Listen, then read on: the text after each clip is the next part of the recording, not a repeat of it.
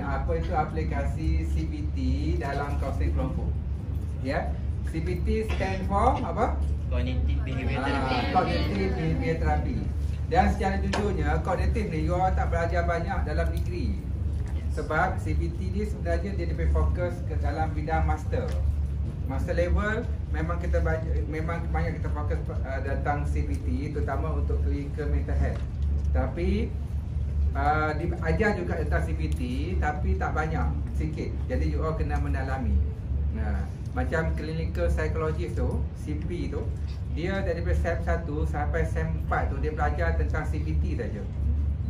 Baru dia boleh mahir tentang CBT dan bagaimana untuk kenalikan dalam sesi yang melibatkan kesihatan mental. Dan dekat luar saya buat kursus Neo CBT, CBT for Healing 12 jam untuk mahir, memahami, ya. Tapi hari ini sebagai ceramah berapa lama? 2 jam. Tak sampai kan, ya? Dalam sejak lebih saja kan, Okey, Jadi mari kita memahami apa itu CBT. CBT adalah Cognitive Behavior Therapy, adalah pendekatan yang paling empirikal sekali di dunia ini bagi membantu individu yang ada masalah kesihatan mental, depression, anxiety, PTSD, kan, skizofrenia dan sebagainya. Okey, paling empirikal. Sebab itu kalau you all tak belajar CBT, you all hilang satu kemahiran, satu skill. So you all kena pergi belajar. Dan secara jujurnya, kemahiran yang you all belajar dalam degree ni, kaunseling individu, kaunseling kelompok, inventory sebagainya, cukup memandai untuk jadi kaunselor.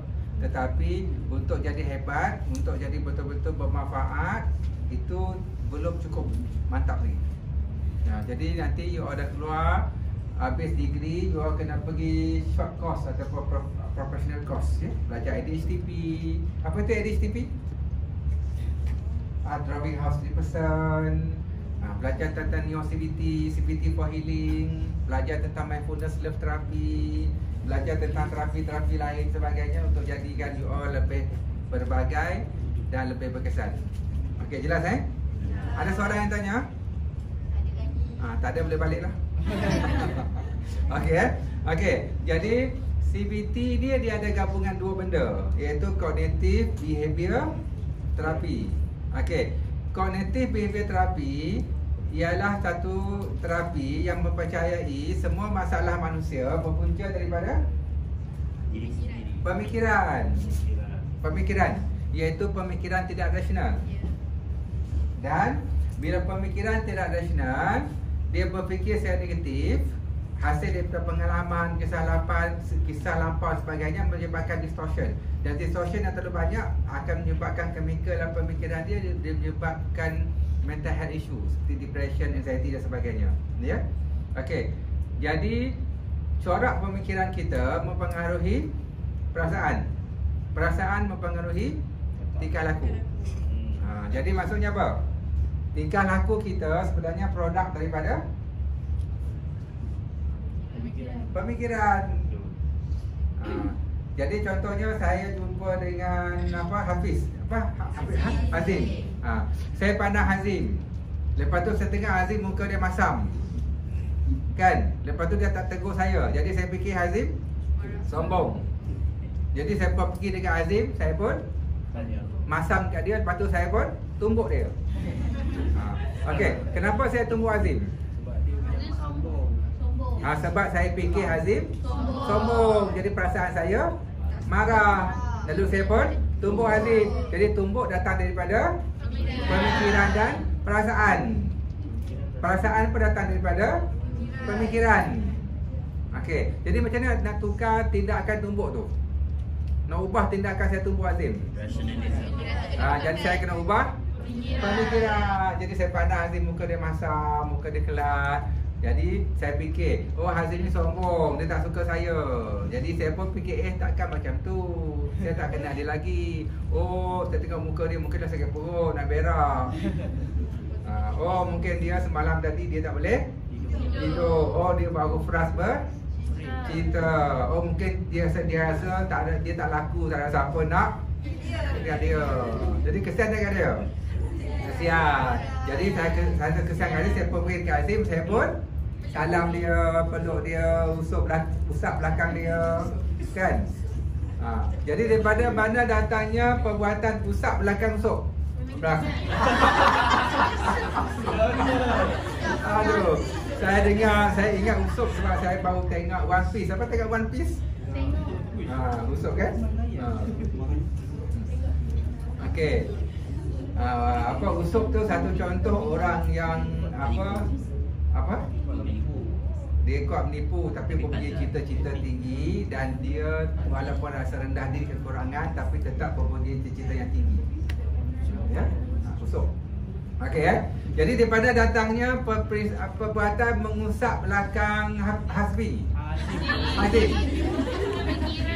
Daripada pemikiran, sebab saya fikir kasihan ke Hazim, kan Hazim perlu dibantu, jadi asal kasihan saya pun pergi usap Hazim. Kenapa Jadi untuk ubah tingkah laku, kita kena ubah pemikiran. Siapa sini suka rasa benci ke kawan dia? Sebab datang ke pemikiran awak yang kotor, banyak sampah. Siapa sini ada hasad, dengki, dendam, tak suka orang tu berpuak sana berpuak sini, ada? Ada pun datang daripada pemikiran awak yang negatif, banyak sampah sarap, banyak toksik, dia akan racunkan diri awak. Siapa sini yang pernah mengenal bagi kawan dia, tabur fitnah, buat benda-benda buruk? Ada? Semua datang daripada pemikiran awak juga. Siapa sini pernah rasa benci dekat abang dia, kakak dia? Ini pun datang daripada pemikiran. Jadi nak tukar benci tu kena tukar pemikiran. Tukar corak pemikiran. Itulah asas CBT. Tukar corak pemikiran akan mengubah perasaan. Perasaan akan mengubah tingkah laku. Okey, jelas kan? Itu dipanggil cognitive behavior. Dan untuk cognitive behavior dalam CBT, kita ada lebih daripada 50 teknik. Ya, dalam buku Neo CBT saya, kita ada 26 teknik kognitif.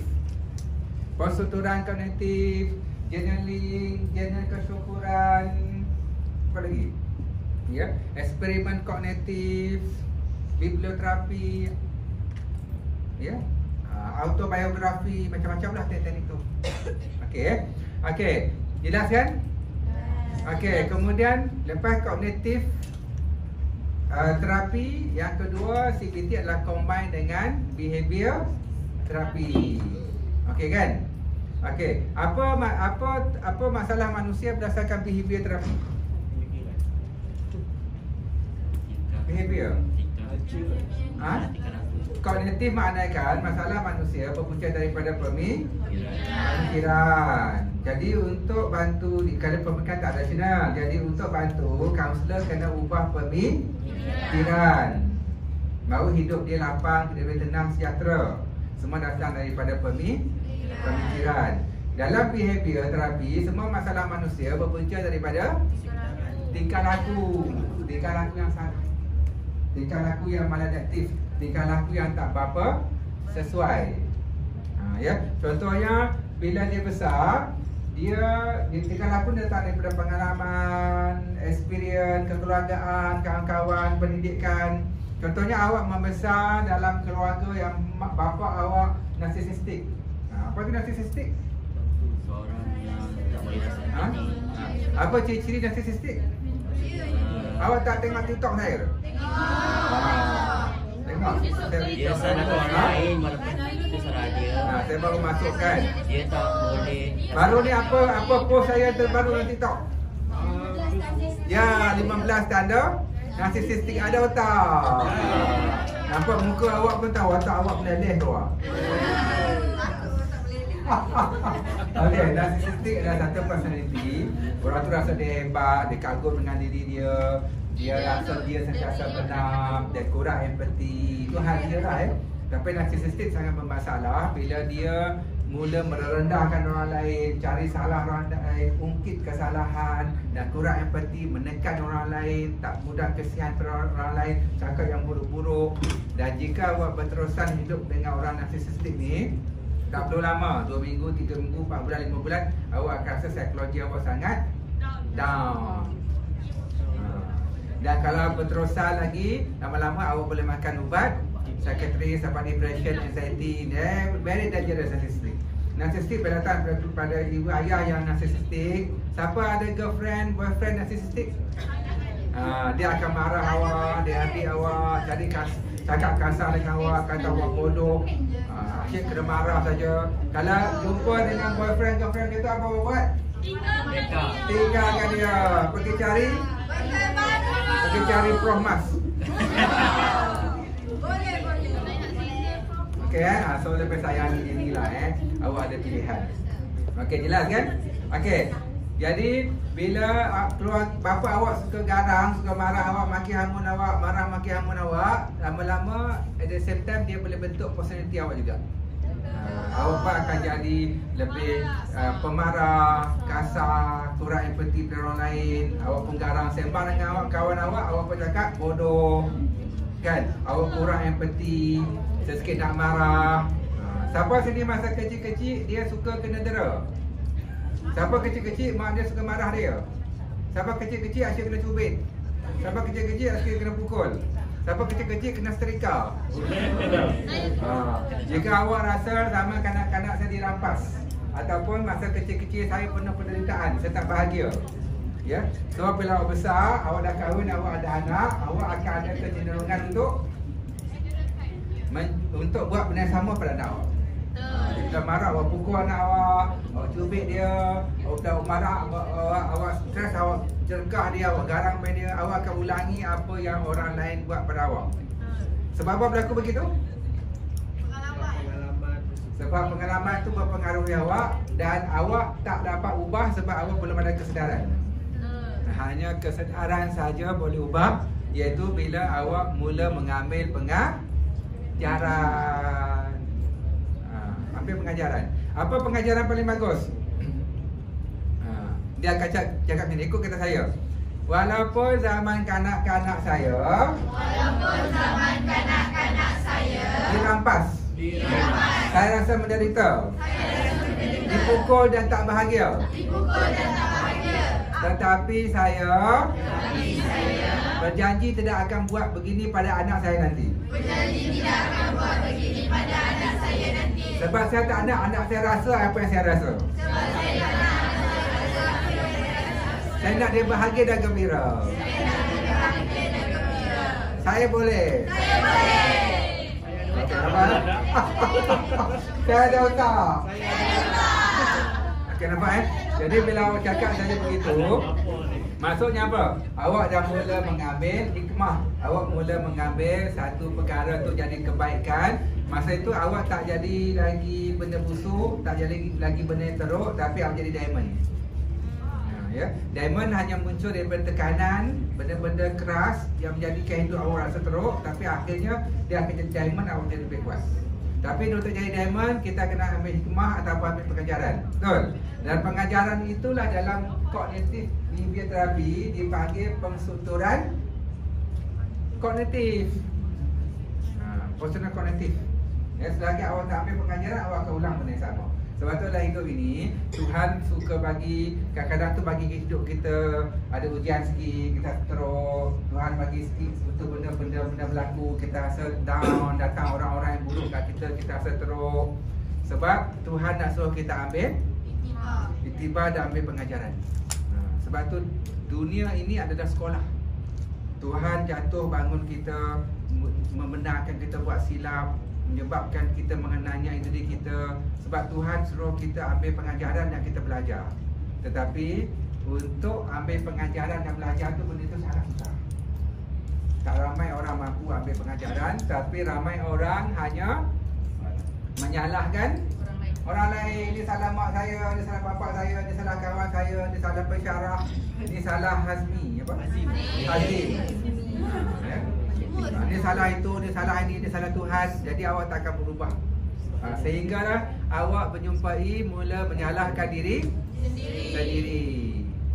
Saya banyak fikir negatif, saya tak sayangkan diri saya tak pandai pilih kawan, saya cerita benda-benda buruk semua pada kawan, saya tak berhati-hati, saya tak bijaksana, saya sangat emosional. Dan lama awak akan memahami, memperbaiki diri dan akhirnya menjadi lebih bijak, lebih matang, lebih kuat, lebih tough dalam kehidupan, dan kehidupan awak akan lebih bermakna. Maka waktu itu awak akan dapat satu kesedaran, iaitu apa? Berterima kasih dengan masa lalu. Berterima kasih dengan orang-orang yang mendatangkan keburukan pada awak, sebab dia mengajar awak tentang kehidupan. Ikut kata saya. Wahai mak, wahai ayah, wahai orang jahat, wahai orang yang memfitnah saya, wahai orang tak suka saya, terima kasih. Terima kasih kerana mengajar saya. Terima kasih. I love you. Apa sih kita? Muah. Muah. Ada tak? Okey, jelas Okey. So bila dapat buat begitu, itu dipanggil penstrukturan kognitif, iaitu kita ambil hikmah daripada satu kejadian, itu dipanggil cognitive behavior. So banyak teknik dan aktiviti tu kena belajar ya. Okey. Kita faham Okey, ulang lagi sekali. Mengubah corak pemikiran akan ubahkan chemical dalam diri kita. Ubah fisiologi dan akan ubah tindakan. Ubah tindakan akan jadi habit. Habit akan mengubah takdir. Takdir buruk menjadi takdir yang nampak tak hubungan dia? Sebab itulah kehidupan ni, Tuhan tu maha adil. Apa yang kita dapat hari ni adalah berdasarkan daripada pemikiran kita, perasaan kita, tindakan kita. Okey, jelas kan? Okey, itu dipanggil cognitive behavior, bagaimana kita bantu ubah corak pemikiran. Sebab tu semua orang bermasalah, bergaduh, awak pandang dengan masa silam awak yang sedih, depression, anxiety, ketakutan, semua tu ialah kerana corak pemikiran. Macam orang anxiety. Apa tu anxiety? Kerisauan yang melambung. Siapa ada anxiety? Anxiety dia adalah kecelaruan, kebimbangan melampau ataupun kebimbangan, kecemasan melampau. Apa simptom dia? Ialah dia suka takut, bimbang, risau, fikir apa akan berlaku, apa orang kena kata pada dia, risau tu, risau ni, sampai tangan dia pun shaking, kemudian dada dia pun berdebar-debar, dia pun berpeluh, asal nak menjerit, asal nak marah, tak nak buat apa, mula fikir takut tu, takut ni, akhirnya dia akan fikir takut mati. Takut mati. Bila fikir takut mati, nafas dia pun sesak. Bila nafas sesak, dia tak boleh bernafas, dia panik, tak boleh bernafas, dan masa panik tu dipanggil panic attack. Jadi panic attack adalah kemuncak kepada anxiety. Dan panic attack ini boleh datang dengan simptom anxiety ataupun datang dengan tanpa simptom anxiety, boleh datang tiba-tiba saja. Siapa ada anxiety? Ada. Tak ada, mana ada orang anxiety. Awak hanya ada stres yang biasa, bukan anxiety. Anxiety ni dipanggil GAD, General Anxiety Disorder. Dia adalah satu keadaan kecemasan yang melampau pada diri kerana kita memelihara ketakutan. Dan orang anxiety dia suka fikir benda-benda negatif, rumah nak runtuh, mak dia nak mati, guruh ke langit kedukung, habislah mak dia mati, ayah dia mati, adik dia mati. Dan 99% apa yang ditakutkan oleh orang anxiety, dipikirkan oleh orang anxiety, tak pernah berlaku pun. 99% tak pernah berlaku pun. Dia hanya berlaku dalam pemikiran dia saja.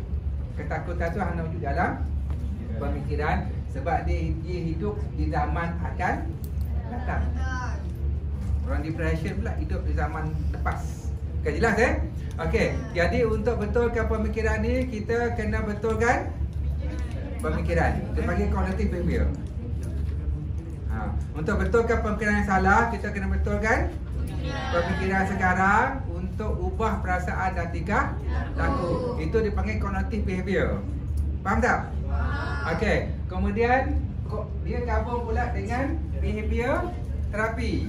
Behavior terapi mengandaikan sebuah masalah manusia berpunca daripada tingkah laku yang salah yang dia belajar. Contoh yang tadi saya sebut, bapa dia suka maki dia, bodoh. Lalu dia pun biasa maki kawan-kawan dia. Okey, jadi dia pun tak selesa, banyak kawan-kawan lari pada dia. Okey, jadi nak ubahnya, kaunselor kena buat apa? Awak ni dah ambil teori belum? Teori dapat apa? Apa punca masalah manusia berdasarkan behavior? Dalam makeup behavior, punca masalah manusia adalah tingkah laku yang salah. Jadi kaunselor perlu ubah tingkah laku ataupun mengajar tingkah laku baru. Ya, supaya dia belajar tingkah laku baru. Jadi wujudlah teknik dipanggil psychoeducation, behavior modification, cognitive experiment, desensitization systematic dan sebagainya. Ingat tak? Okey, contohnya apa nama awak? Syahid. Syahid bercinta dengan apa nama? Mana Zeti? Zahid bercinta dengan Zeti. Dia mengorak Zeti selama 7 tahun. Dan akhirnya bercinta selama 7 tahun. Dan bertunang lagi selama 7 tahun. Dan 7 hari sebelum kahwin, tiba-tiba Zeti tak mahu Zahid. Sebab kata Zahid muka macam monyet. Dah tua. Okey, jadi apa perasaan Zahid? Kecewa, sedih, marah, dendam. Okey, itu apa? Itu perasaan dia. Apa perasaan dia? Kecewa, sedih, marah. Okey, dendam. Okey, apa behavior dia? Menangis. Mencederakan diri. Buat seorang-seorang. Tak nak mandi sampai seminggu. Tak makan. Tak minum. Okey, dapat jadi dalam behavior, dalam CBT kita sangat mementingkan dan sangat mahir menganalisis CBT. Iaitu yang mana pemikiran, yang mana perasaan, yang mana tingkah laku. Sebab orang yang bermasalah, orang yang keliru, dia tak tahu dah yang mana pemikiran, yang mana perasaan, yang mana tingkah laku, dia bercampur. Jadi kita kena bagi tahu balik. Oh, ni pemikiran awak. Pemikiran ni menghasilkan perasaan, dan perasaan ni menghasilkan tingkah laku. Oh, jadi saya kena betulkan pemikiran. Okey, jadi tadi apa nama tadi lupa dah. Syahid. Okey, Syahid tadi kena reject dengan Zeti. Lalu dia pun rasa pemikiran dia rasa teruk, rasa tak berguna, kan? Jadi tingkah laku dia pun menyendiri, tak makan, menangis. Okey, jadi punca masalah dalam behavior tadi, punca masalah Zahid adalah kerana dalam behavior apa persekitaran pula? Awak ni belajar teori tak? Punca masalah Zahid ialah kerana tingkah laku, iaitu Zahid telah mengubah tingkah laku dia yang positif, yang sesuai kepada tingkah laku baru yang tidak bersesuaian. Dulu setiap pagi Zahid, setiap malam Zahid tidur pukul 10 malam. Tapi lepas di reject oleh Zeti, Zahid tak tidur. Malam-malam tengok wajah Zeti. Sampai hati Zeti tinggalkan saya. Kenapa awak buat saya begini? Perempuan tak guna. Okey, sebelum perang bercinta, Zahid baru tidur pukul 6, solat subuh, lepas tu menyanyi, masak nasi goreng. Sekarang dia bangun pukul 12. Dia tak nak bangun. Sebelum perang bercinta, pagi-pagi, petang-petang pukul 4 Zahid pergi jogging. Berapa kilometer? 8 kilometer. Sekarang petang-petang pukul 4 Zahid tidur. Lepas tu masuk bawah tilam, masuk bawah katil, menangis. Jadi apa masalah Zahid? Tingkah laku dia salah. Zahid telah ubah tingkah laku kerana perang bercinta. Jadi masalah yang berlaku tu bukan sebab perang bercinta, tapi sebab tingkah laku dia salah. Dia pilih tingkah laku yang salah, bukan sebab perang bercinta. Jadi apa kaunselor kena buat dengan Zahid? Ajar Zahid untuk tingkah laku yang baru, yang sesuai. Jadi kita buat satu. Okey Zahid, sekarang ni awak ada masalah tak boleh tidur malam. Betul? Okey, sebab sebelum tidur malam awak buat apa? main form, tu tengok gambar Zeti menangis, merahung, ambil gambar Zeti gilat menangis nanti budak, itu gilat, pada stres, tension. Jadi saya Zahid, saya akan ajar Zahid untuk tidur pukul 10. Okey, jadi sebelum tidur pukul 10 saya ajar awak. Lepas tu dalam CPT sangat penting psycho-educational. Okey, sebelum tidur pukul 10, awak last makan pukul 8. Jangan makan lagi. Okey, lepas tu pukul 10 sebelum awak mesti masuk ke bilik tidur. Lepas tu tutup semua lampu handphone. Hanya ada lampu kecil saja. Lepas tu masa ambil baring, fikiran awak tak boleh tidur sebab suka fikir Jadi sekarang ni pun jangan fikir Jadi caranya kita akan fokus fikiran awak pakai alfa balik. Jadi kita pakai teknik kira kambing. Kita bagi kita satu kambing. Kira 1 kambing, 2 kambing, 3 kambing, 4 kambing, 5 kambing, 6 kambing, 10. Jadi teknik kira kambing berjaya tu tidur kan. Kan tak berjaya juga, kita ajar dia teknik 30 kambing.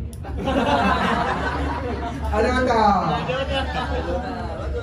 Okey, kita ajar dia kalau kata tak boleh, dia tak boleh kira kambing sebab dia allergic dengan kambing. Dia tengok kambing saja dia rasa takut. Sebab masa kecil-kecil kambing pernah tanduk dia. Okey, jadi kita ajar dia teknik. Apa buku yang paling baik dibaca untuk tidur? Yang lagi teruk? Bahasa Melayu. Baca kamus. Jadi kita bagi dia dictionary untuk baca dictionary. Siapa tak boleh tidur? Pergi baca dictionary. Malam-malam ya. Baca dictionary. Okey, lepas baca dictionary akhirnya tidur. Kita ajar dia. Okey, kalau teknik baca kamus pun tak boleh tidur, tapi kita ajar dia, awak kena buka kamus di muka depan, huruf A, B, C, A, D, baca semua. Baca dia punya ayat dia, dan apa makna dia dalam bahasa Inggeris. Baca lagi apa makna dalam bahasa Inggeris. Baca lagi, nanti awak tertidur. Sebab tu kalau awak tengok TV, sometimes tiba-tiba awak rasa apa? Ngantuk. Sebab apa? Sebab fikiran awak fokus. Kita tak boleh tidur sebab fikiran kita melayang-layang. Dia lebih daripada 7-8 fikiran dia fokus tu. Okay, jelas tak Okey, kalau tak boleh juga maka kita ajar dia. Okey, saya ajar awak teknik pernafasan relax. Ya, untuk tidur. Okey, jadi teknik pernafasan relax. Inhale 6 saat, tahan 5 saat, exhale 7 saat. Itu deep breathing. Jadi kita boleh buat relaxation. Kita boleh belajar. Okey, awak baring. Ya, tenangkan diri, fokuskan pada nafas yang turun naik, fokuskan hanya pada nafas. Ataupun kita boleh ajarkan teknik pernafasan cahaya. Okey, jelas? Ya. Okey, akhirnya Zahid berjaya untuk tidur malam, tidur malam pukul 10, bangun pukul 6. Dah boleh bangun tidur 6, kita buat pula dia schedule aktiviti apa dia kena buat untuk susun balik aktiviti yang menceriakan. Dia panggil teknik penjadualan semula aktiviti yang menyenangkan. Lama-lama hidup dia akan ubah pola ubah behavior dia. Okey, lama-lama Zahid sembuh tak? Sembuh. Dia boleh tak ceria? Boleh. Dia boleh tak senyum? Boleh. Sebab apa Zahid sembuh? Sebab dia berjaya mengubah tingkah laku. Dia keluar daripada terowongan tingkah laku negatif. Itulah dipanggil behavior teknik, behavior terapi. Okay, jadi kognitif behavior terapi ialah gabungan bagaimana ubah pemikiran dan ubah tingkah laku serentak. Itu dipanggil cognitive behavior. Tapi utamanya adalah kognitif dulu. Sebab tu at least kita kena bagi satu teknik kognitif, baru ada teknik behavior. Ataupun satu teknik kognitif, 2 teknik behavior.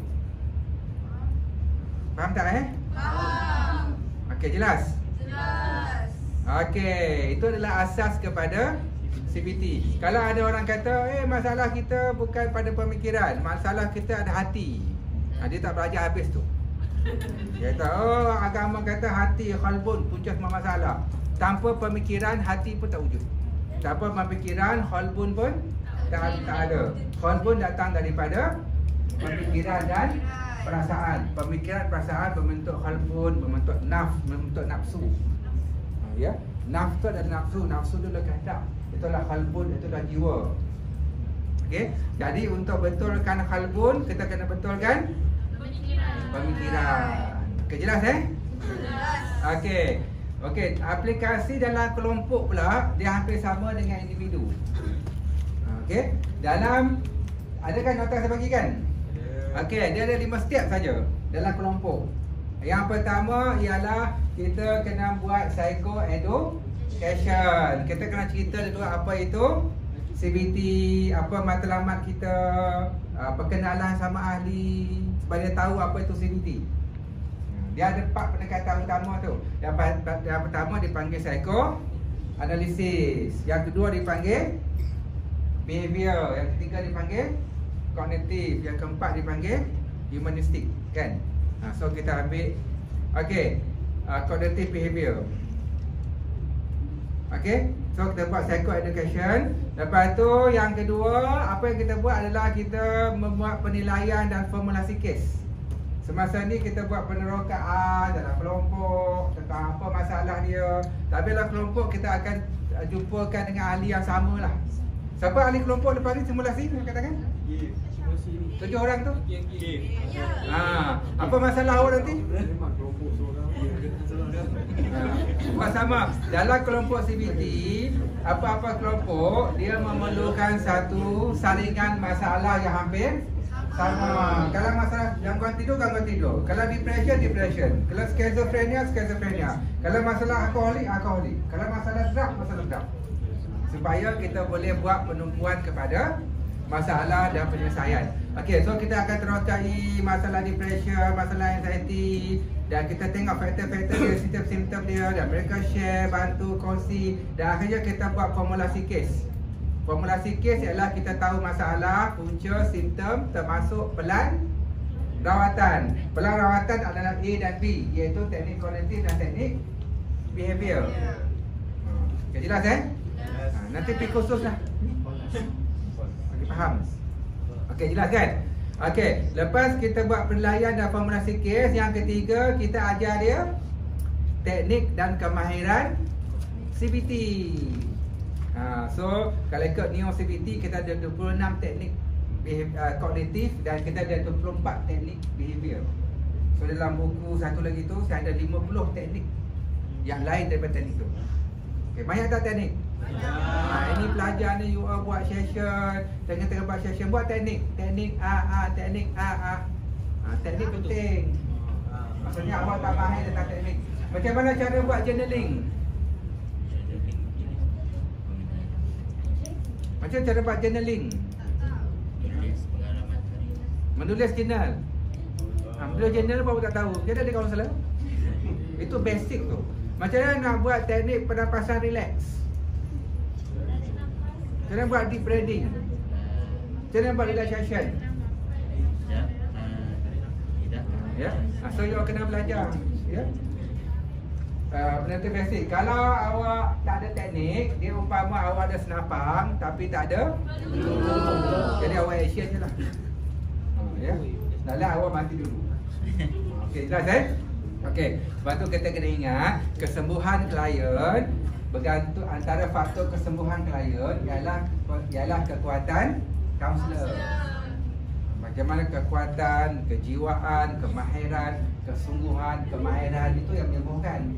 Sebab tu kalau klien tu tak sembuh, jangan salahkan klien, salahkan diri kita sebab kita kurang berkemahiran. Saya ajar CBT kepada fasilitator, pembimbing akrab, cikgu, ibu bapa. Ya, walaupun mereka bukan kaunselor, mereka boleh selesaikan masalah OCD. Mereka boleh bantu dan selesaikan masalah depression, PTSD. Maksudnya sesiapa saja yang ada kasih sayang dia boleh menolong. Jadi kita jangan action lah jawatan kaunselor. Kalau awak asal awak kaunselor tapi awak tak boleh menolong dengan betul, dengan baik, masih banyak strategi. Belajar terapi tapi terapi itu tak boleh terapi awak diri awak sendiri. Belajar seti hati tak belajar jadikan awak orang yang baik. Belajar logerial, belajar humanistik tapi saya pernah strategi, dendam, khianat, itu semua tak jadi itu. Ya. Dipanggil cawan yang kosong, jiwa yang kosong. Terapi yang kita belajar tidak boleh menterapi diri kita sendiri. Sebab tu dalam CBT dia satu term dipanggil, sebut apa nama? CBT terapi. CBT terapi. For CBT terapis. For CBT terapis. Jadi apa maksudnya? Terapis ini mesti boleh menterapikan diri kita sendiri. Dahulu otak kita mesti selalu berfikir positif. Kita mesti boleh mengawal emosi. Kita mesti pandang sesuatu dengan penuh hikmah dan kebaikan. Baru boleh jadi terapi. Ini awak pun tak boleh rawat jiwa awak sendiri. Awak pun tak boleh didik diri awak sendiri. Macam mana didik orang lain? Betul. Jadi lihat ke dalam diri sendiri. Bila kita lihat dari diri kita sendiri, kita jadi besar. Tapi bila kita lihat salah orang tu, salah orang ni, orang tu jahat, orang jahat, walaupun nampak kita besar, tapi sebenarnya kita kecil dan halus. Okay, jelas Okey, dekat mana tadi lupa dah. Okey, yang pertama ialah kita membuat psycho educational tentang CBT. Yang kedua kita buat penilaian dan formulasi kes untuk kenal pasti faktor, punca, simptom dan juga kita memula merawat peran rawatan. Nak bagi teknik A atau B. Lepas tu yang ketiga, kita akan mengajar teknik dan kemahiran. Tengok apa dia perlukan. Kalau dia perlukan teknik pernafasan, kita ajar teknik pernafasan. Teknik pernafasan very powerful. Saya bantu orang depression, anxiety dengan deep breathing je. Saya pun tak tahu macam mana bersembuh. Very powerful teknik pernafasan. Ya. Dan banyak kaunselor bagi tahu dia ajar teknik pernafasan saja. Very powerful. Ya. So kalau you tak belajar teknik pernafasan, kita tak boleh kawal rentak jantung kita. Kita tak boleh kawal fisiologi aliran urat saraf darah. Tapi kita boleh kawal pernafasan. Orang yang bermasalah, tapi yang paling simple saja. Kenapa pernafasan ini menyembuhkan ramai orang? Orang yang tengah marah, tengah depression, tengah susah hati, tengah stres, pernafasan dia tak stabil. Pernafasan dia tak cantik. Pernafasan dia tak damai, tak menyatu dengan alam. Jadi bila dia buat pernafasan yang betul, menyatu dengan alam, semua masalah selesai. Betul? Banyak pernafasan sahaja dalam CBT, dalam modul saya kita ada 12 teknik pernafasan. 12 teknik. Ya. Boleh nanti kita buat. Ya. Okey, jelas Okey. Jadi ataupun kita nak buat eksperimen kognitif, desensitasi sistematik, ataupun kita buat journal kesyukuran, nak buat journaling, ya. So kita tengok macam mana keadaan dia. Ataupun dapat pensuturan kognitif. Okey, lepas kita dah ajar kita buat teknik dan kemahiran. Lepas tu yang keempat, kita pun generalisasikan teknik dan kemahiran. Maksudnya kita bagi dia tugasan kerja rumah. Ingat kekuatan CBT adalah 1+4. Apa 1+4? Itulah awak pergilah kursus. Susah betul nak cerita benda yang banyak dalam masa singkat ni.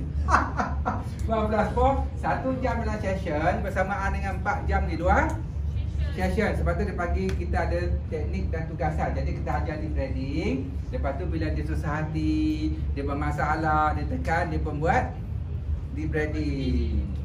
Okey. Jadi kita saya dah ajar awak tentang macam mana buat jenis kesyukuran.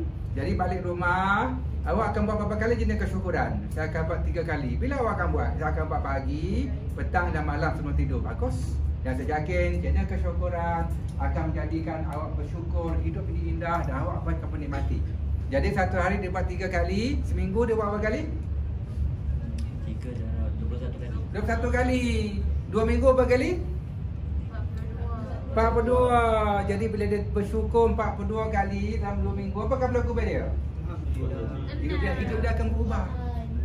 Sebab tu kalau doktor awak pening kepala, doktor bagi ubat Panadol, makan 1 hari 3 kali. Kita terapis bagi teknik dan tugasan. Sebab itu kalau menguasai CBT, awak boleh buka klinik dan awak boleh charge bayaran. Kalau awak tak kuasai CBT, awak tak boleh buka klinik. Dia tak, belum masa lagi. Ya. So target betul-betul lah ya, kuasai betul-betul. Okey, jelas kan? Okey, jadi kita ajar dia untuk praktis dan generalisasikan. Dan kekuatan sebenar teknik dan tugasan CBT bukan dalam session. Dalam session hanya simulasi. Kekuatan kejayaan sebenar ialah mempraktiskan dekat luar session. Bagaimana dia tenang bila stres, bagaimana dia mengawal emosi ketika marah, bagaimana dia menerima kritikan dan hinaan dengan tenang, bagaimana dia fokus kepada teknik memaafkan dan sebagainya. Okey, jelas tak? Itu kekuatan dia. Sebab tu kejayaan sebenar awak bantu klien bukan dalam sesi. Tapi dalam sesi tu indikator dia.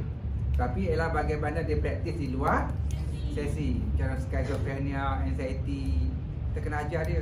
Bila dia dapat anxiety, nak elak macam mana.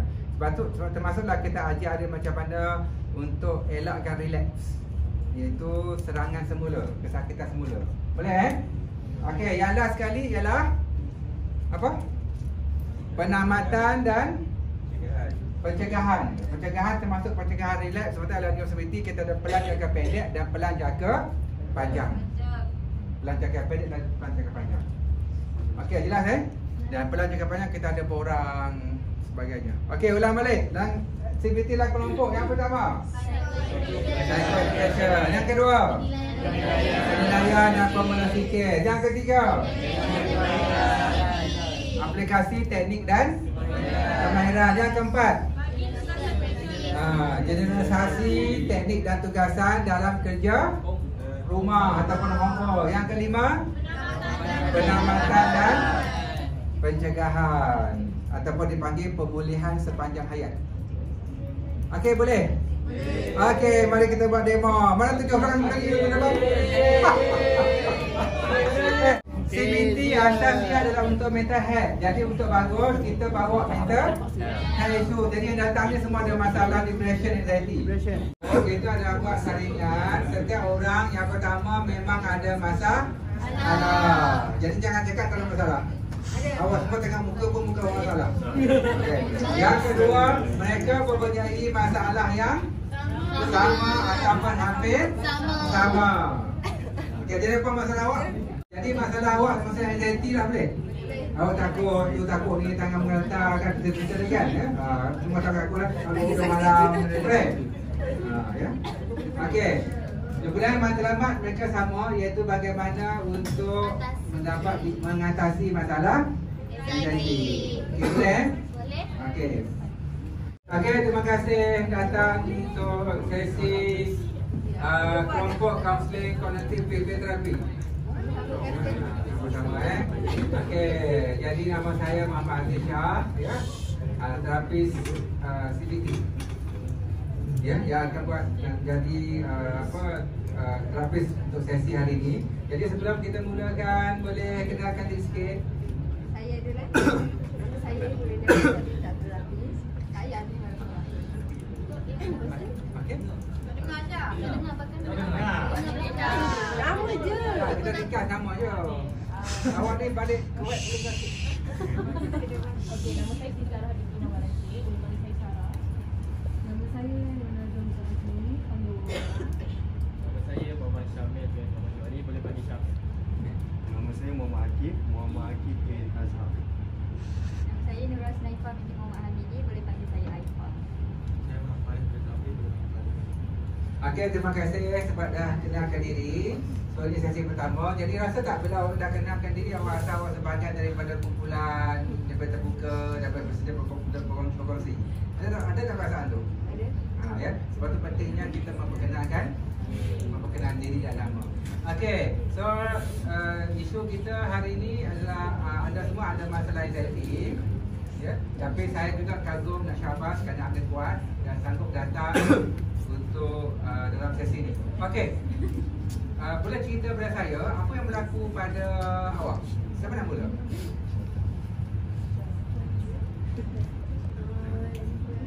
Masa dia terbuka, siapa saja yang nak cerita apa yang berlaku pada awak tentang anxiety awak?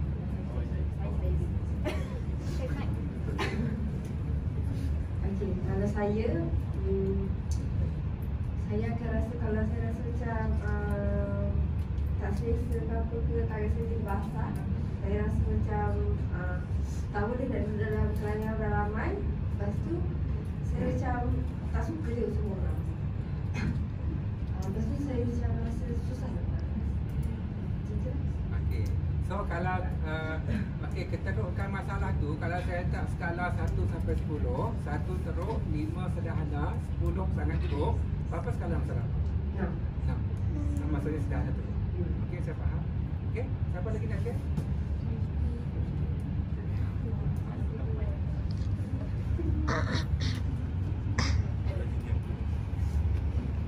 Okay, saya rasa anxiety apabila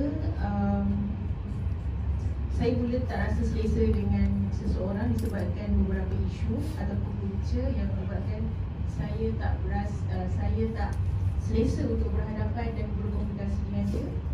Dan apabila saya diserempak ke apa-apa ataupun ditugaskan untuk berkumpulan lah orang kata kan, saya tak akan macam mana? Okey, apa pengalaman anxiety yang paling teruk yang awak rasa? Anxiety yang paling teruk. Anxiety yang paling teruk, saya tak boleh berhadapan dengan orang yang sekitar. Okey. Yang lain? Okay, saya pula jenis yang suka bekerja dengan orang ramai. Jadi bila anxiety tu muncul, saya rasa sakit kepala. Jadi dalam masa yang sama, dia tiba-tiba saya rasa pitam. Dan dalam masa yang sama tu juga saya rasa benda tu mengatur saya membawa kepada kehidupan yang akan datang. Contoh macam saya hadapi ni dalam baru-baru ni problem-problem seperti problem pendidikan ke apa ke. Jadi saya selalu fikir benda tu dan rasa bimbang lah dengan bukan itu saja. Okey. Tapi awak masih dapat mengawal dia. Pernah kena panic attack? Setakat ni tak kena. Tak pernah. Jadi awak kena kawal supaya tak jadi panic attack ya. Okey. Apa lagi?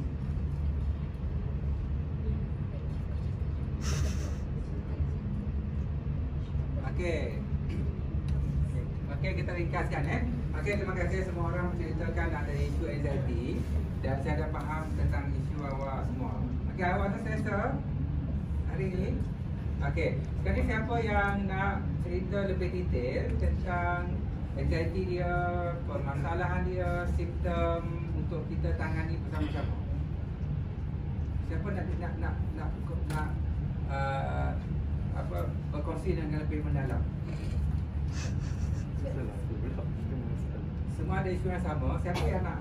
Saya. Ya, okey. So boleh cerita tentang keadaan boleh cerita tentang anxiety awak dan punca dia. Okay, saya cerita pasal punca dia lah. Okay, puncanya mungkin detail ke? Detail. Mungkin adalah daripada disebabkan saya tidak mempunyai lagi sifat untuk kepercayaan. Disebabkan saya tak ada kepercayaan kepada dia, disebabkan kerana dia kata bawa mulut lah orang kata. Dia jenis yang bawa mulut. And then dia cerita macam-macam pasal saya dan kawan-kawan saya, dan tidak berdasarkan apa yang sebetul-betulnya berlaku. Dan apabila saya dapat mengetahui apabila dia menceritakan buruk pada orang lain, saya kata macam pada waktu tu saya sangat marah. Marah saya rasa macam tahap sampai marah saya sampai tahap kepala situ lah, yang kata macam tak pergi serang dia, nak pergi cakap yang seterusnya, nak pergi tegur dia, nasihat dia berdepan. Tapi disebabkan kawan-kawan saya yang nasihat saya supaya tidak berlaku sebegitu. Minta saya bersabar, minta saya jangan buat apa-apa, minta saya tidak cakap apa-apa kepada semua orang, bersabar, and then saya cool tadi. Okey, itu peristiwa yang menyebabkan awak anxiety ya? Ya. Itu rasa dianiaya dan hilang kepercayaan oleh kawan awak yang telah memburuk-burukkan awak tadi. Dan itu adalah puncanya. Dan kesan daripada itu saya tak boleh nak percaya pada sesiapa melainkan orang yang saya rapat sekarang ni. And then sebab saya akan berfikiran macam bila saya buat baik dengan dia, terlampau buat baik, akan dibijak, Okey. akan dianai. Okey, ada yang lain kalau nak tanya sebagainya boleh tanya ya. Untuk lebih penerokan. Okey. Okey, berapa masalah sekali masalah tu saya nak mengganggu awak kan sampai awak anxiety kan? Okey, berapa tahap skala masalah awak? 1, 5, 10? 8. Okey, 8 sangat tinggi kan? Okey, so sekali cuba buat satu ayat yang awak rasa paling teruk dalam masalah tu. Contohnya saya sangat geram, saya sangat marah. Saya firstly saya akan letak perasaan saya kecewa. Saya Okey. marah tu saya boleh masuk dia lagi sebenarnya, tapi saya kecewa dengan perangai dia. Kecewa, sedih, marah. Okey, buat ayat lengkap. Saya sangat kecewa. Saya kecewa, kecewa, sedih dan marah atas tingkah laku yang dilakukan oleh saya. Dilakukan oleh Dilakukan oleh terhadap saya. Okey, apa dia lakukan? Lengkap ayat itu. Dia lakukan menganiaya saya, menceritakan hal buruk kepada saya kepada orang lain. Yang apa berlaku pada awak lepas tu? Saya tak ada rasa kepercayaan kepada dia dan juga orang lain. Okey, jadi apa yang paling teruk berlaku? Paling teruk berlaku saya pernah rasa down. Down. Okey, cuba buat ayat paling lengkap yang menggabungkan semua perasaan yang awak sebut tadi.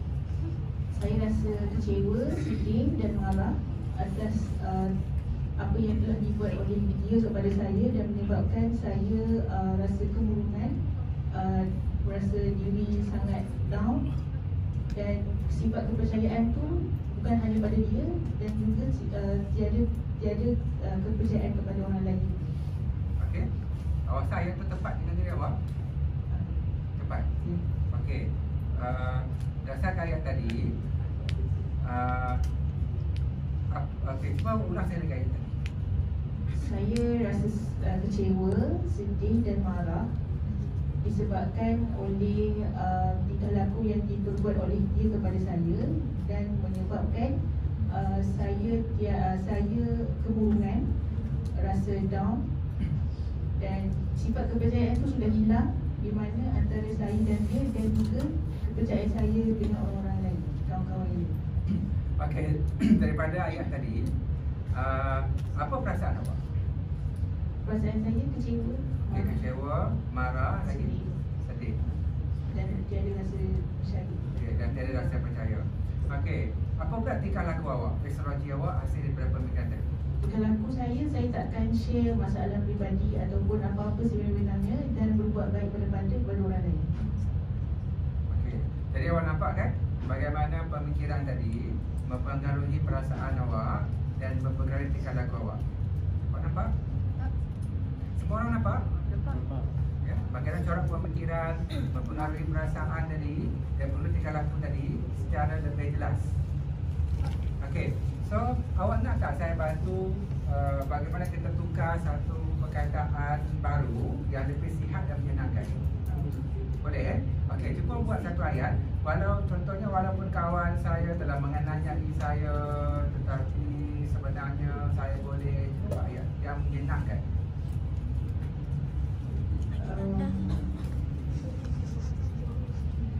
Saya akan cuba untuk bersikap tenang.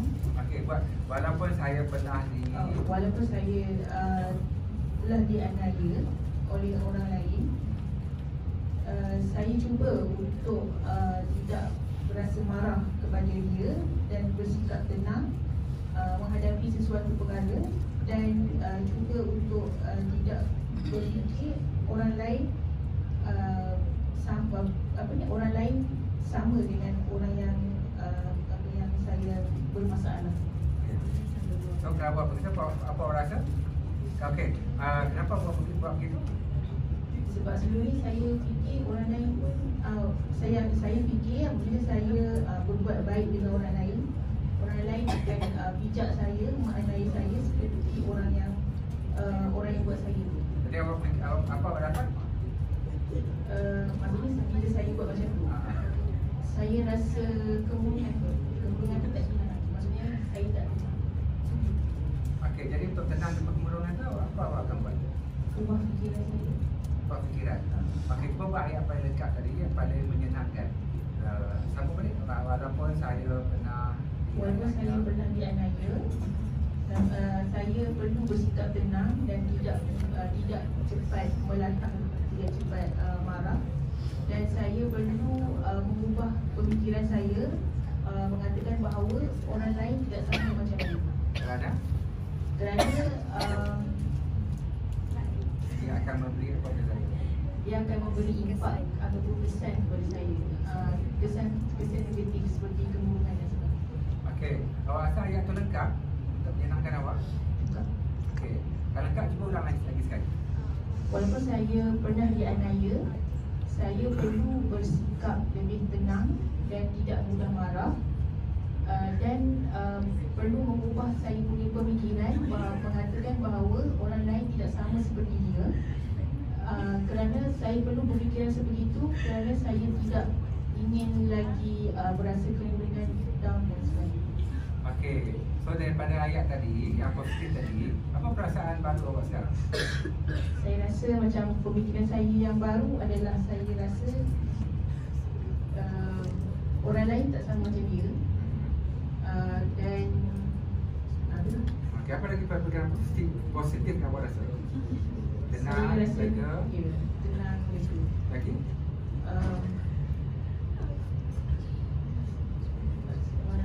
Macam maksudnya saya dah luahkan apa yang saya rasa sekarang ni. Dan itu bagi saya tenang. Tenang Okey, jadi tingkah laku awak apa sekarang? Tingkah laku saya sekarang, awak tahu nak buat apa? Akan datang lah. Akan datang, mungkin saya akan siapa-siapa yang minta tolong saya akan bantu tanpa memikirkan apa impak kesan yang lain. Okey, so nampak bagaimana pemikiran baharu tadi yang positif mempengaruhi perasaan awak lebih baik dan mempengaruhi tingkah laku awak lebih baik. Awak nampak? Yang lain semua nampak? Okey, so tadi skala awak 8, sekarang skala kesakitan awak ini berapa? 5. So dia kekurangan dekat kepala atau dekat dada awak? Kepala dari sikit. Sebab saya tak buat lagi benda tu. Okey, so kalau kepala maksudnya awak sering memikirkan tentang perkara tu? Saya fikirkan sebab saya terlalu memikirkan, overthinking orang kata. Mungkin saya fikirkan bila saya terlampau berbuat baik kepada seseorang, orang tu akan orang kata, orang bahasa kasarnya bagi naik kat saya. So sekarang awak selalu tenang kan? Tenang. Okey, so nampak semua bagaimana mengubah corak pemikiran boleh mengubah perasaan dan tingkah laku sesuatu lebih baik, dan skala keterukan masalah daripada 8 berkurang kepada 5. Okey, ada siapa-siapa nak respon? Tak cantik juga. Respon pada apa yang dia rasa. Tanya sebagainya. Okey, apalah kita ringkaskan. Okey, awak nak tak pemikiran dan perasaan ini kekal dalam semua kehidupan awak selepas ini? Ya, sebab saya fikir saya banyak lagi nak hadap. And then saya tak nak fikiran tu terganggu bila saya berhadapan dengan semua orang ataupun membuat sesuatu tugas. Okey, jadi jika awak nak, maka kita akan masuk ke plan perawatan. So saya akan ajar awak teknik kognitif dan behavior. Okey, boleh So yang lain mungkin boleh plan. Okey, tadi yang pertama ialah kita akan buat teknik persetujuan kognitif. Sama juga macam kita belajar tadi, apabila datang satu perkara atau perlintasan yang negatif dalam pemikiran, ya, ataupun berlaku peristiwa-peristiwa yang negatif, maka cepat-cepat kita akan sebut ayat tadi, macam kita ajar tadi. Lepas tu kita asingkan, ini perasaan saya, ini tingkah laku saya. Lepas tu kita ubah kepada satu pemikiran yang lebih positif dan cuba ulang sampai 3 kali supaya tepat dengan kita, dan hasilkan perasaan baru, apa yang abang perolehi, dan rasa ini fisiologi baru. Okey, boleh?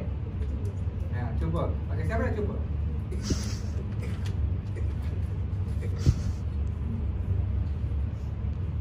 Okey, okey, siapa rasa nak cuba? Berdasarkan masalah yang awak kongsi tadi. Ada cuba? Okey, apa yang awak takutkan selama ni?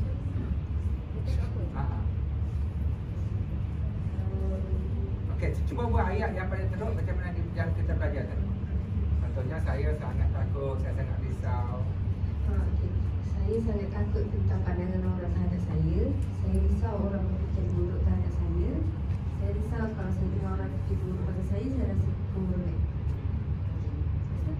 Okey, daripada daripada pemikiran tadi, apa yang awak rasa? Saya rasa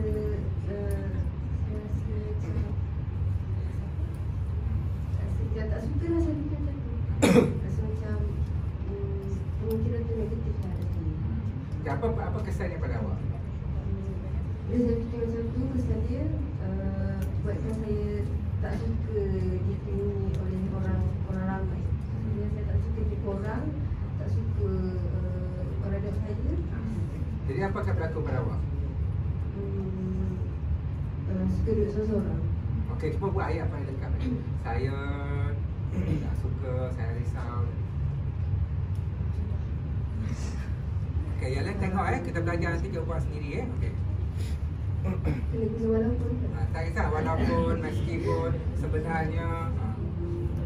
Saya risau pandangan orang terhadap saya, membuatkan saya rasa pemikiran saya tu negatif, dan kesan terhadap saya tak suka duduk dalam karya ramai. Okey, so awak cakap begitu, apa perasaan negatif awak? Perasaan negatif Risau, takut. Risau, takut, gelisah. Okey, so apa fisiologi awak pula? Perbuatan awak? Rasa apa? Nak berdiri? Nak duduk seorang-seorang, tak nak cakap dengan orang, tak nak tengok orang. Okey, so awak nampak tak bagaimana corak pemikiran negatif tadi menyebabkan perasaan awak negatif, tingkah laku awak negatif? Nampak? Okey, nak tak ubah? Okey, kalau nak saya akan bantu awak, cuba buat satu ayat yang lebih positif supaya perasaan tingkah laku awak berubah. Contohnya, walaupun saya ada begitu, cuba buat ayat yang lengkap. Walaupun orang cakap perkara yang negatif terhadap saya akan cuba buat tak tahu dan menjadi lebih terbuka kepada orang lain. Kerana? Saya suka. Boleh? Tepat tak dengar awak tu? Boleh lah. Boleh? Ini belum. Okey, cuba tepatkan ayat tu. Walaupun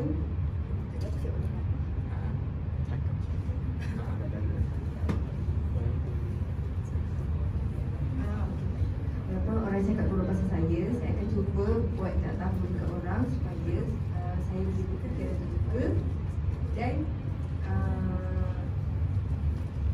lebih terbuka. Yang penting saya. Yang penting saya bahagia. Okey. Okey, asal yang tepat dengan awak. Baik. Okey, bila awak cakap yang positif, apa perasaan awak sekarang? Lebih okey, lebih sikit. Okey. So, fisiologi awak, tingkah laku awak? Saya boleh berhadapan dengan orang.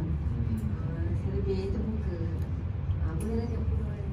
Okey, nampak tak tadi bagaimana pemikiran baru menyebabkan perasaan dan tingkah laku awak lebih positif? Nampak? Okey. Okey, saya lupa tanya tadi masalah tadi skala berapa? Dan sekarang berapa kekurangan? Tadi skala dia mungkin 8, sekarang skala dia mungkin 5. Okey, jadi maksudnya tadi sesuai untuk awak.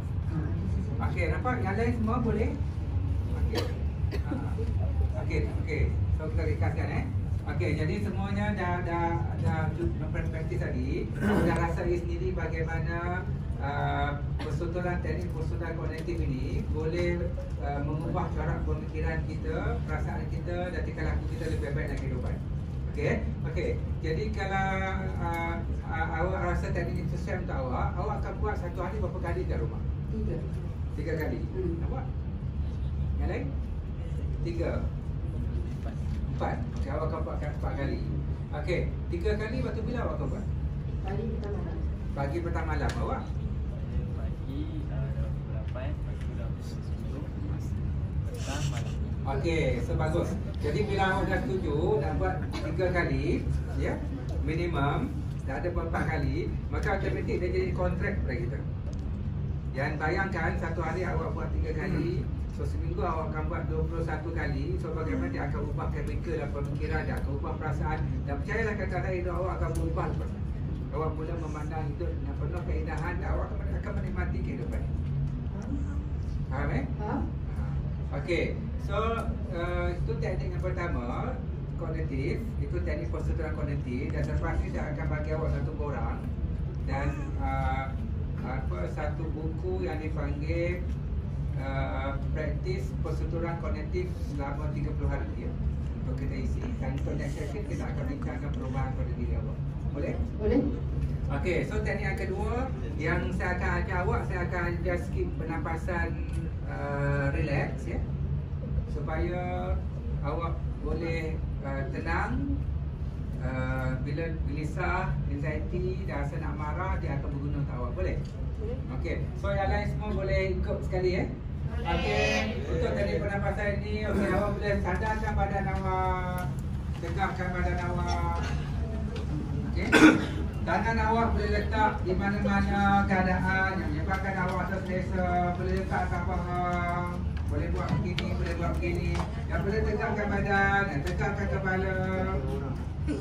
Okey, tarik nafas dengan mulut dengan hidung. Dan lepaskan juga melalui hidung. Saya akan ajar teknik pernafasan, tarik melalui hidung dan keluar melalui hidung untuk lebih relax. Okey, letakkan semua buku, letakkan semua barang-barang dan fokus kepada suara saya saja. Supaya dapat rasa. Dan akhirnya siapa ada masalah tak boleh tidur malam, siapa ada masalah letih, stres, awak boleh ambil masa selama 3 minit, 5 minit ataupun waktu tidur malam ternyenyak menggunakan teknik pernafasan relax ni. Okey? Relaxkan tangan awak dan tegakkan badan dan tarik nafas melalui hidung dan lepaskan melalui hidung dengan relax dan tenang, natural. Dan tarik nafas melalui hidung dan lepaskan melalui hidung dengan mendalam dan pejam mata perlahan-lahan. Semua orang pejam mata dan rasai nafas masuk melalui hidung dan rasai nafas keluar melalui hidung. Jangan bercakap apa-apa, jangan bersuara, fokus pada suara saya. Pejam mata, tegakkan badan, rasai nafas masuk melalui hidung dan rasai nafas keluar melalui hidung dan rasai nafas masuk melalui hidung dengan penuh nikmat dan tenang. Dan rasai nafas keluar. Awak tak perlu ajar diri awak bernafas, biarkan diri awak bernafas dengan sendirinya. Hanya follow pernafasan itu dan rasai nafas masuk dan biarkan fisiologi dan hanya rasai dan sedari nafas keluar dan rasai saja dalam fisiologi. Dan kosongkan pemikiran dan hanya nafas dan rasa nafas. Dan rasai bahawa aku bukan diriku, aku bukan pemikiran, aku bukan perasaan, aku bukan jasad. Dan sekarang ni rasai diri awak kosong dan relax dan tenang dan hanya ada nafas dan hanya ada nafas. Kosongkan pemikiran dan hayati nafas dan rasai nafas masuk dan rasai nafas keluar. Sekarang ni mari kita perlahan-lahan bagi arahan kepada pemikiran kita sendiri. Sebut kepada pemikiran, wahai pemikiran, tenang. Wahai pemikiran, jadilah tenang. Berehatlah. Berehatlah wahai pemikiran. Selama ini engkau mungkin terlalu sedih, terlalu takut, terlalu stres. Tenang wahai pemikiran. Berehatlah. Berehatlah. Dan tenang. Dan rasai pemikiran semakin tenang, semakin rehat. Dan beri arahan kepada mata kita, tenang, berehat dan relax. Dan beri arahan kepada hidung kita, relax, tenang, bernafas dengan relax. Dan beri arahan kepada telinga kita, relax, tenang. Dan beri arahan kepada dada kita, berehatlah, tenang. Dan beri arahan kepada pernafasan kita. Buang nafas, bernafas dengan tenang, bernafas dengan relax. Dan rasai nafas yang relax. Buang nafas, jadilah tenang dan relax. Supaya setiap organ, jantung, urat saraf jadi relax dan tenang. Berehatlah, berehatlah. Dan ambillah masa ini, berehatlah. Terus rasai nafas masuk, terus rasai nafas keluar. Dan kosongkan pemikiran. Dan yang ada hanya nafas. Dan yang ada hanya nafas. Jika awak rasa badan awak tak awang-awang, biarkan. Jangan fokus kepada tak awang-awang yang itu. Hanya fokus pada nafas dan rasai nafas. Dan kosongkan pemikiran. Dan biarkan badan awak relax dan tenang. Dan yang ada hanya nafas dan hanya nafas. Jika datang dalam pemikiran awak satu perkara, buang satu, jadi kosong. Datang dua perkara tentang keluarga, pelajaran, keuangan, buang dua, kembali kepada kosong, hayati nafas. Datang tiga perkara, ketakutan, keluarga, keuangan, pelajaran, buang tiga dan kembali kepada kosong. Rasai nafas, rasai nikmat pemikiran kosong, dan rasai fisiologi. Bersyukur kepada pemikiran, relax, tenang, berehatlah wahai pemikiran. Berehatlah dan berehatlah. Rasai tangan, fisiologi dada, relax dan tenang. Dan hayati nafas. Dan hayati nafas. Dan kosongkan pemikiran. Relax dan tenang. Relax dan tenang. Dan nafas. Lepaskan perlahan. Tarik nafas. Lepaskan perlahan. Tarik nafas. Lepaskan perlahan. Rasai kesyukuran, rasai ketenangan, rasai rehat.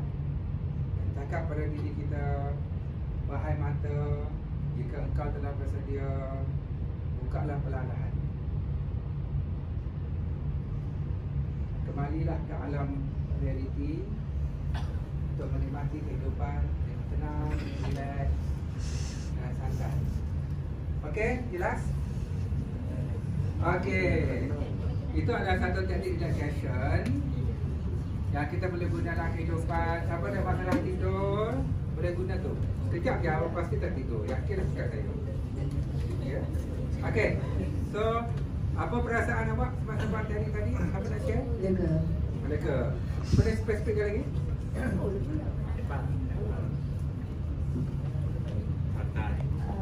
Kalau sebelum buat tu, fikiran saya selaru. Ya.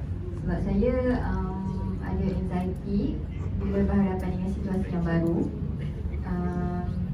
Jadi ini merupakan situasi baru bagi saya. Jadi fikiran saya agak selaru, tangan agak shaking, and saya punya jantung berdegup laju. Bila buat nafasan relax tadi, saya sambil pegang saya punya dada, dia slow, maknanya tenang, lebih tenang. Okey, bagus. So teknik ni sangat berkesan dengan awak dan awak kena praktis hari-hari. Nanti hidup awak akan berubah. Okey, siapa lagi nak share? Ataupun nak buat pertanyaan?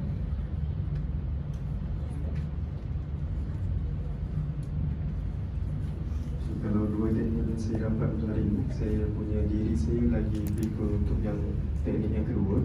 Sebab saya rasa dengan pengalaman ataupun isu yang saya hadap selama ni, saya rasa benda tu lagi better. Dan saya terkejut sambil tepuk saya.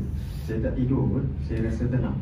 Sebab saya sangatlah yang cepat beremosi, cepat marah, barat dulu. Tapi dengan teknik yang macam ni saya rasa lagi better lah. Mungkin sebelum ni pun ada juga teknik, tapi cara yang lain ataupun saya buat dengan benda lain. So bila saya dapat benda ni, saya try buat teknik, saya rasa okey. Jadi saya shaking. Jadi saya tak nak bercakap kan. Sebab saya tak suka nak bercakap depan orang ramai yang macam ni. Bila saya dapat peluang tu, saya macam okey. Tak rasa nervous, saya tak shaking. So saya okey dengan teknik ni. Okey, saya nak tanya, hari tu spontan jujur ke ataupun awak memang berlakon? Cakap kat mikrofon. Saya jujur. Ya, so saya dapat lihat personality awak, muka awak, tangan awak lebih tenang. Yang tadi saya nampak awak agak nervous dan banyak agak tertekan. Dan awak tadi cuba cakap yang testimoni awak tu jujur ataupun satu lakonan? Jujur. Tapi bila saya start cakap balik ni, dia shaking balik. Tapi much better daripada awal ni. Yep. Sebab tu tadi saya banyak berdiam. Okey, so teknik ni akan berkesan jika awak praktiskan dalam kehidupan. Ingat, kekuatan Neosability adalah 1 times 4. Jadi awak kena praktis dalam kehidupan.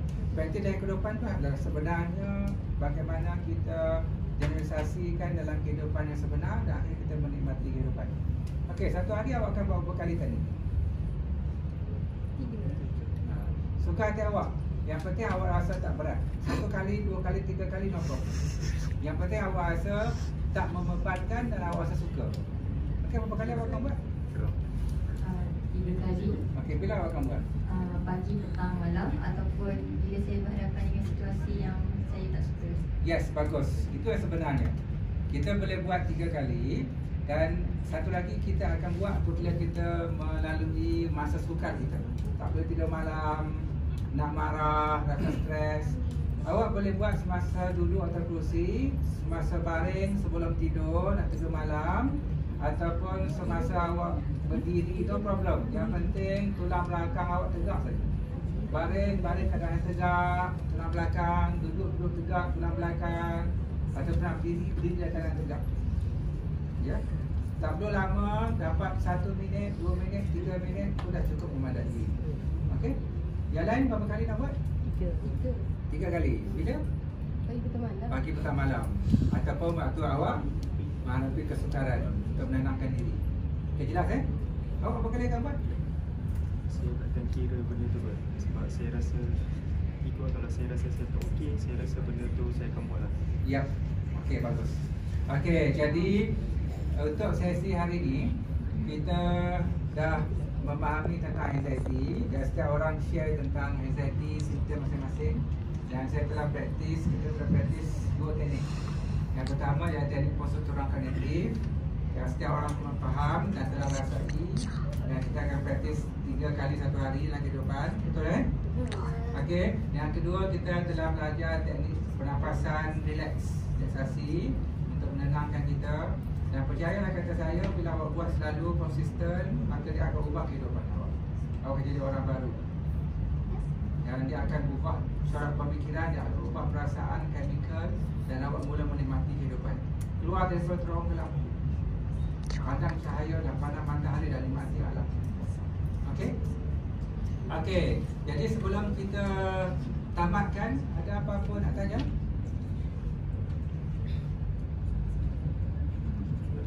Ada? Okey, untuk buat penamatan, kita akan rancang untuk sesi akan datang. Sesi akan datang kita akan buat jarak lagi seminggu, boleh? Okey, jadi hari ni hari Rabu, maka kita akan buat sesi pada hari Rabu masa yang sama. Okey, jadi permulaan sesi kita akan tengok apa kesan kerja rumah yang kita praktis kepada diri awak, psikologi awak. Itu sangat penting.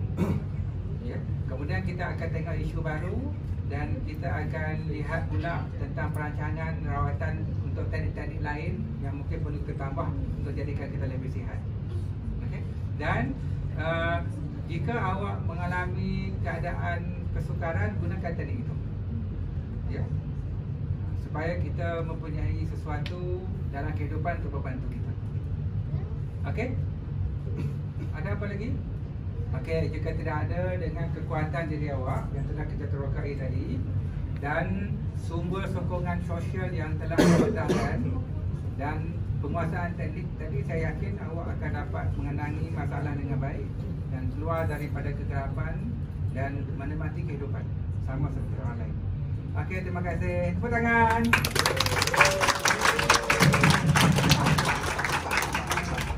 Okey. Ubah pemikiran akan ubah tingkah laku. Ubah tingkah laku akan ubah pemikiran. Daripada perasaan. CBT tidak fokus kepada perasaan. So kita tidak ada teknik untuk perasaan. Perasaan ni adalah berubah apabila pemikiran berubah. Perasaan berubah sendiri apabila tingkah laku berubah. Jadi perasaan ni macam air laut je. Dia akan berubahkan sendiri. Bila awak ubah pemikiran, otomatik perasaan berubahkan sendirinya. Bila awak ubah tingkah laku, otomatik perasaan pun berubah tingkah lakunya. Dan terapis usability, kita ada unsur terapeutik. So kalau penerokaan untuk formulasi kes, kita akan tanya klien, dia akan cerita meluahkan sampai dia habis meluahkan tu. Sampai dia habis jumpa dia punya trigger traumatik tu. Kalau kita jumpa traumatik tu, dia akan tak berjaya tu. Sebab tu kalau awak jumpa dengan depression, anxiety, PTSD, dadah, mak mendera anak, lepas tu menangis, dera anak menangis, dera anak